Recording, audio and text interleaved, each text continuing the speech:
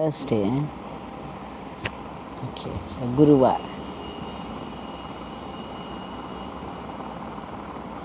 Yogi ji once, and maybe several times to several people, said,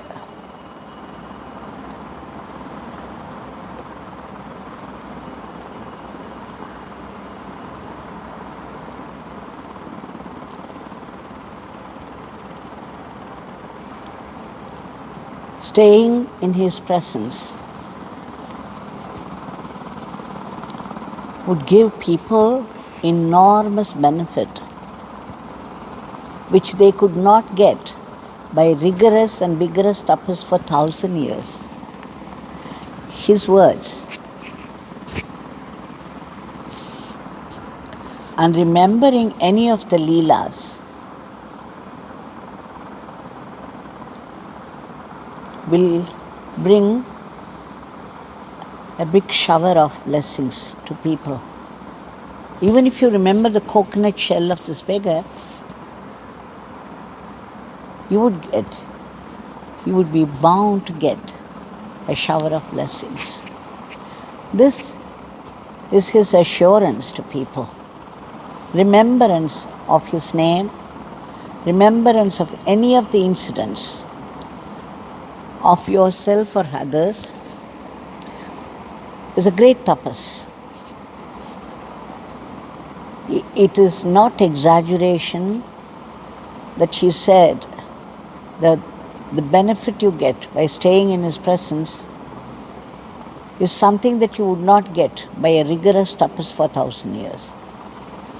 Because when we remember the Leelas, the heart rejoices in that. The Leelas are very sweet. And when you remember, your being, the whole being goes into it. When you do tapas, your heart may not be involved in that. A tapas is something else, love is something else. If we can do tapas with love, it's different. But mostly, the love that we manage is no love at all. To have this love for God is a great blessing, is a rare blessing. You have to beg and beg and beg to get it. What we think is our bhakti is no bhakti at all. It's an apology for bhakti.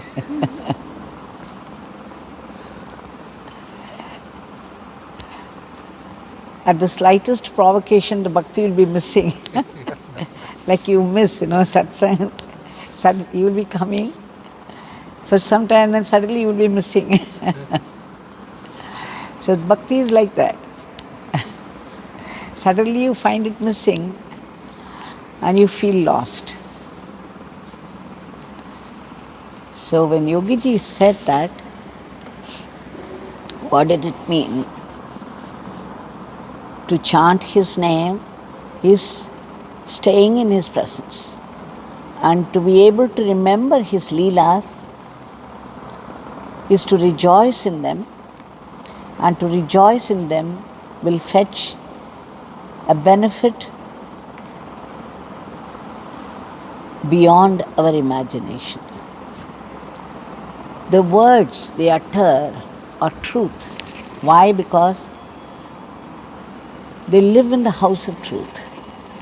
They are the truth. They have become one with the truth. So that is why they say, when these great Mahatmas say something, it is Devaki. It's a teaching from Vedas. Meaning, whatever they say will come true. Even if the truth, the general truth is something else, when they say something, that will come true.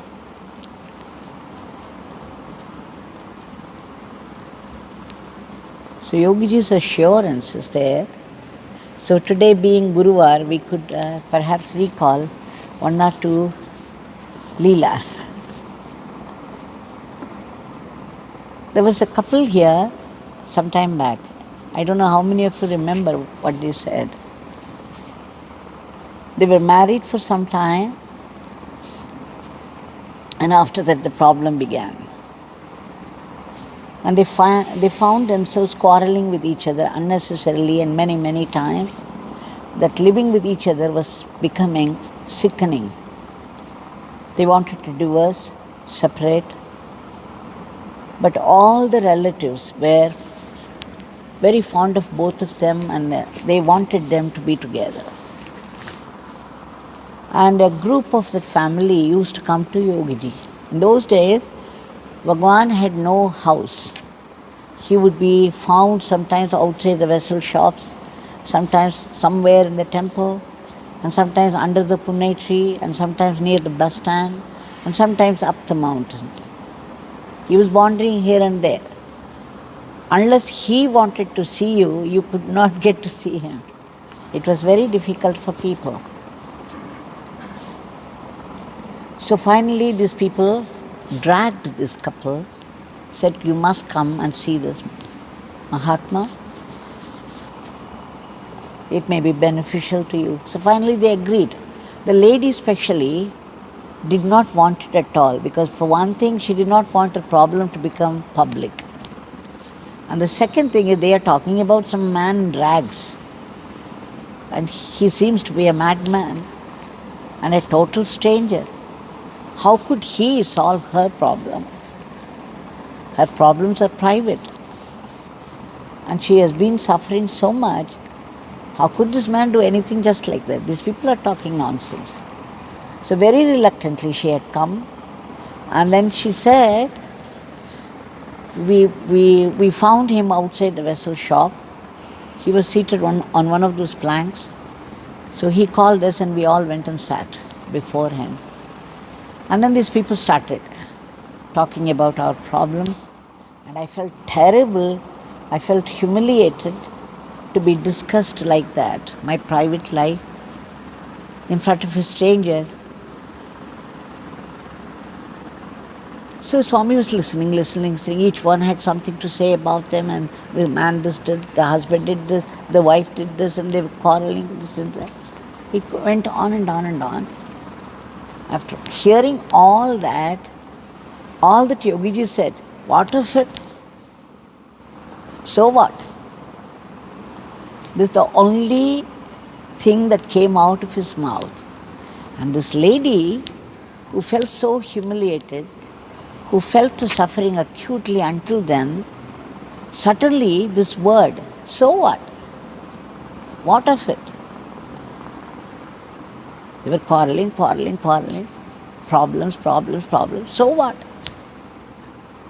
And suddenly the so what was an immense relief to me. You can have 1,000 problems on hand, but if you learn to say, so what? All the problems will melt away. They're nothing. You just have to think, okay, so what? It's only when you make a mountain out of a molehill, you suffer. If a molehill remains a molehill, it is small and silly, and you can easily get rid of it. You can just throw it away from mind. So she said that so what was such a relief coming from him with such divine energy. It dropped on me like a shell, and suddenly everything seemed to change for me. And what is more, this so what became my mantra in life. So what? So today we should remember, no matter what happens in life, we should remember to say, so what? So what? What of it? What the hell? So he gave a mantra, a new mantra to her. She said after that, of course our problems got solved very soon and very nicely, very smoothly, very harmoniously. And then we began to live together happily. And there was no more any problem. There was such understanding. And but I learnt this mantra, and I always said something happened and there was heaviness in the heart. And then I would go and stand before his photograph and say, so what? And then after that, the heart became light. So this was the way he attracted the lady, and the man was different. His mindset was different. He knew about the Swami from another friend of his who used to visit frequently. And they had a discussion 2 days before his coming there. And one Murugeshji, his friend, used to come very often to Swami. He was very dear to the heart of Swami. So this Murugeshji had said so much about Swami. So this man came out of curiosity. He did not care about his problems. He did not think one way or the other about the solution for his problems from this man. He was just curious. Okay, so much. What is he? Who is he? And then he looked at him. The Swami said, so what? Which did not impress the man. But what impressed him was a laughter followed the so what. After he said, so what? And then Swami began to laugh. And he was laughing so much for a few seconds, helplessly. Peals of laughter, uproarious. And then he said, when he listened to that laughter, something happened to him. He said, everything, the place disappeared, the people disappeared, Swami himself, his form disappeared, and I saw only a pure, dazzling brightness. There was only this light everywhere. I myself disappeared. People around disappeared. Swami himself disappeared. And there was only this pure light in the background of his laughter. I still could hear the laughter, but I saw only this pure light, dazzling effulgence, filling up the whole space, and there was nothing else. Needless to say, how he changed. After that, all those problems, they became so silly. They were nothing. So the couple united again. So this is the way the Guru, the Great One, attracts people. It happens spontaneously and suitably. Suitable to each one's temperament, each one's mindset. So both the husband and wife were drawn to him after that, and they became ardent devotees. One word, one look, one gesture, one concerned step towards you, one laughter, one smile can change everything for us.